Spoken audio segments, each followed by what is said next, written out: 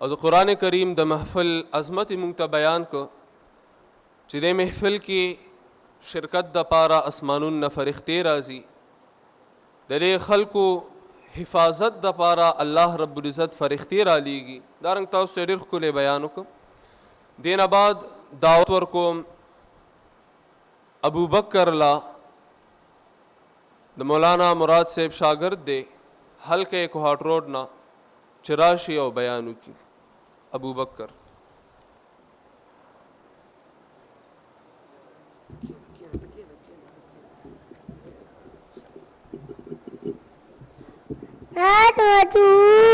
نحمده ونصلي على رسوله الكريم ما بعد فأعوذ بالله من الشيطان الرجيم بسم الله الرحمن الرحيم قال الله تعالى في كتابه جئت والله يحتج برحمته من يشاء وعلمه هل تتبلغ تلان تبلغ تلته فالتام بسلبان تلان تبلغ تلته لما يتجمند سلال مسلان تعلبت سيروا تجاب لا تمسوا ملتلا السلام عليكم تجدون تعالى الله بس فاتي سوالتم الله تبيا ان لو داتوا لتعمل تلتوا تلتامين ما لزم داتي هو إن شاء الله بالما يا الله تتعطى تلت لتوت اللي بيعلاوي أمون تلتو بيتولتي جاريات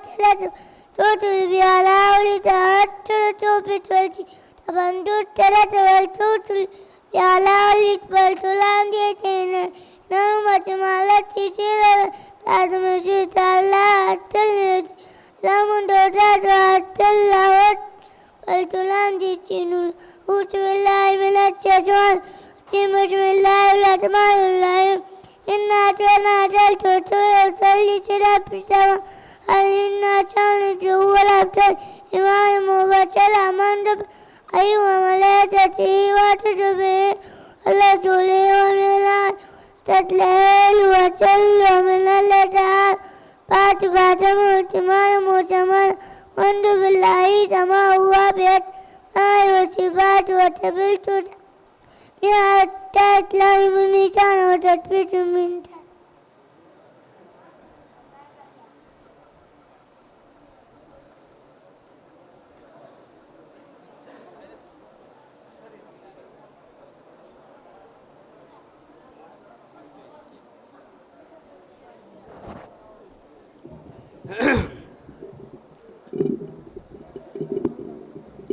ماشاءالله دې ماشوم د ښایسته او د مزیدار بیان نه بعد دعوت ورکوم د حلقه پواری پورا د مولانا لیاقت خان صاحب شاگرد حسان ته چې هغه راشي او د قرآن او د سنت عثمان ته چې هغه راشي او د قرآن او د سنت مطابق تاسو ته بیان وکړي.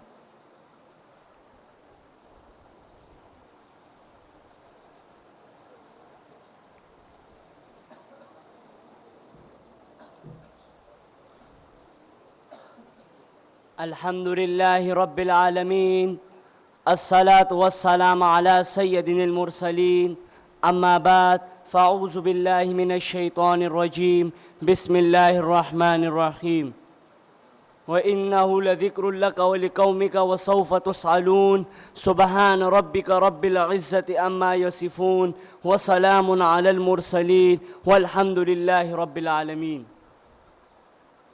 ایک بار پھر میں انجمن کی محفل میں لوٹ آیا ہوں. انداز وہی پرانا ہے، الفاظ نئے لایا ہوں. سب سے پہلے میں اللہ رب العزت کے دربار میں دعا گو ہوں کہ اللہ پاک میری زبان سے قرآن و سنت کے مطابق الفاظ نکالے اور مجھے اور آپ کو اس پر عمل کرنے کی توفیق عطا فرمائے. میرے ساتھیوں، جب سے اللہ تعالیٰ نے یہ دنیا پیدا کی ہے، اللہ رب العزت نے مخلوقات کے ساتھ ساتھ انسانوں کو بھی پیدا کیا ہے۔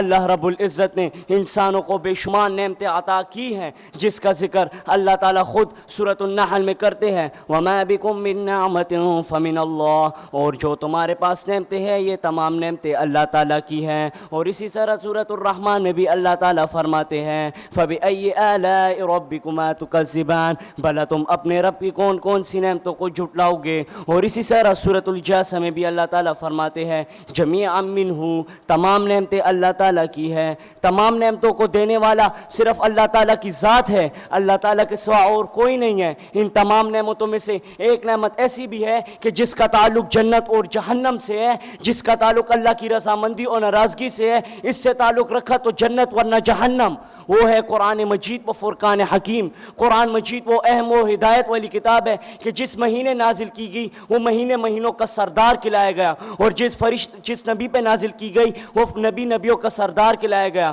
اور جو فرشتہ اس قرآن مجید و فرقان حکیم کو لایا وہ فرشتہ فرشتوں کا سردار کہلایا گیا۔ اور قرآن مجید ایک نعمت ہے، اور اللہ تعالیٰ خود سورۃ آل عمران میں کہتے ہیں وَاذْكُرُوا نِعْمَتَ اللَّهِ عَلَيْكُمْ، قرآن مجید کو اللہ تعالیٰ نے نعمت کا نام دیا ہے۔ اور قانون خداوندی یہ ہے کہ اللہ تعالیٰ فرماتے ہیں ثُمَّ لَتُسْأَلُنَّ يَوْمَئِذٍ عَنِ النَّعِيمِ، قیامت کے دن اللہ تعالیٰ اپنی تمام نعمتوں کے بارے میں پوچھے گا۔ تو میرے بھائیوں، قرآن مجید بھی ایک بہت بڑی نعمت ہے۔ وَإِنَّهُ لَذِكْرٌ لَكَ وَلِقَوْمِكَ وَسَوْفَ تُسْأَلُونَ، نصیحت والی قرآن مجید نصیحت والی کتاب ہے تمہاری اور تمہاری قوم کے لیے۔ قوم سے مراد امت۔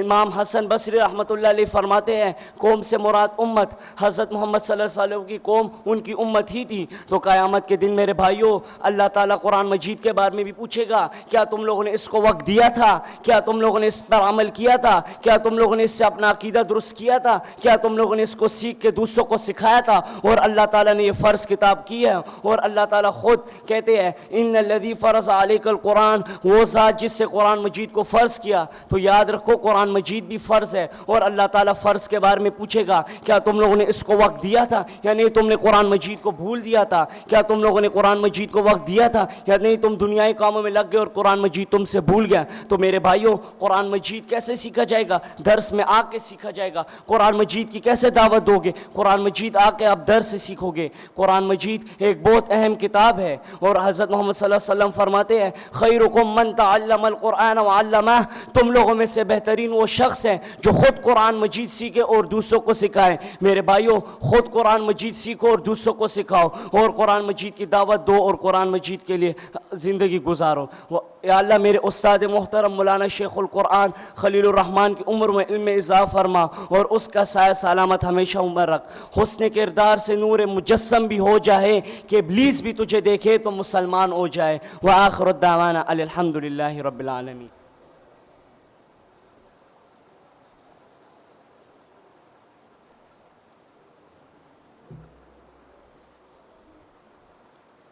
ماشاءاللہ دا زمونږ د استاد محترم مولانا لیاقت علي خان صاحب د درس نه د هغې شاګردو عثمان چې تاسو ته یې بیان وکړو،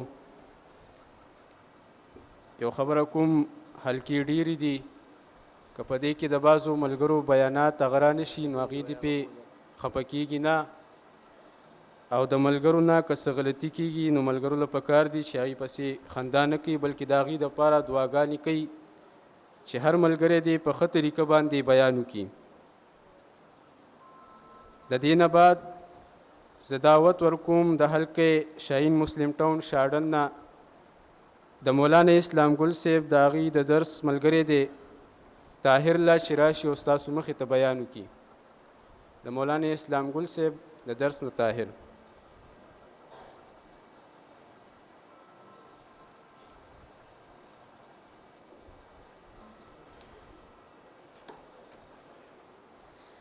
نحمده ونصلي على رسوله الكريم، أما بعد فأعوذ بالله من الشيطان الرجيم، بسم الله الرحمن الرحيم،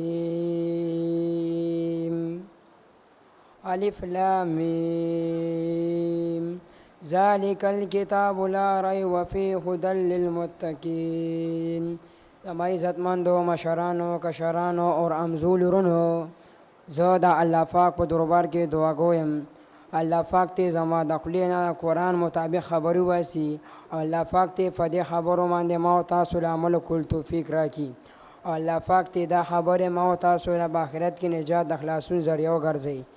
زه د ځینې ناستې قابل نه یم، خو د استاد محترم حکم دی چې ته بیان کې زه بیان کوم. کله چې الله پاک د دنیا آباده کړه نو وختن په وختن به الله پاک پیغمبران رالیږل د خلکو د عقیدې او عمل اصلاح دپاره. زمونږ پیغمبر علیه الصلاۃ والسلام ټول اخري رالیږلی، هغې باندې الله پاک قرآن کریم نازل کړی دی د خلکو د عقیدې او عمل اصلاح دپاره. د پیغمبر علیه الصلاۃ والسلام یو حدیث دی، خیرکم من تعلم القرآن وعلمه. تاسو کس دی چې قرآن زده کوي او بل ته بیانوي. غوره کس هغه کس ته ولې چې موټرې ورسره دي او بنګلې ورسره دي، غوره کس هغه دی چې قرآن زده کوي او بل ته بیانوي. دلته د قرآن زده کو، دلته عالم شو د قرآن، کور کې د بیان کو طالب شو د قرآن. د پیغمبر علیه الصلاۃ والسلام یو بل حدیث دی، کل عالما متعلما خادما ولا رابعا فتولت. یا عالم شه د قرآن، یا طالب شه د قرآن، یا خادم شه د قرآن.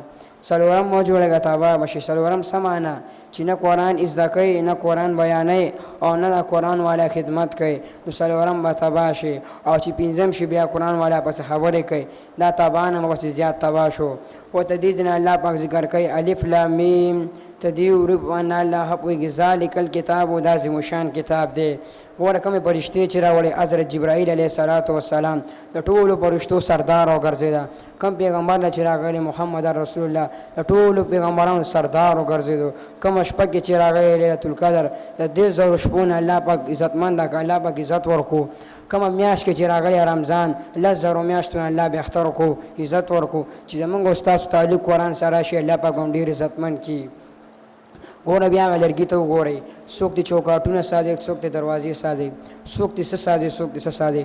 د قرآن لپاره ته یو رخیل ساز شي، څوک دې خپم ناړې ګناه ده، ولې تعلق د قرآن سره راغلی. بیا کپړو ته وګورئ، کپړې خو په دنیا کې ډېرې دي، د قرآن سره تعلق راغلی بیل نه کپړه ده.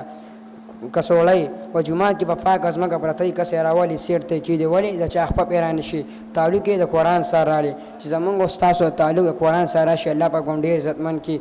ذالک الکتاب و دا عظیم الشان کتاب دی، لا ریب فیه، په دې کې هېڅ شک نشته.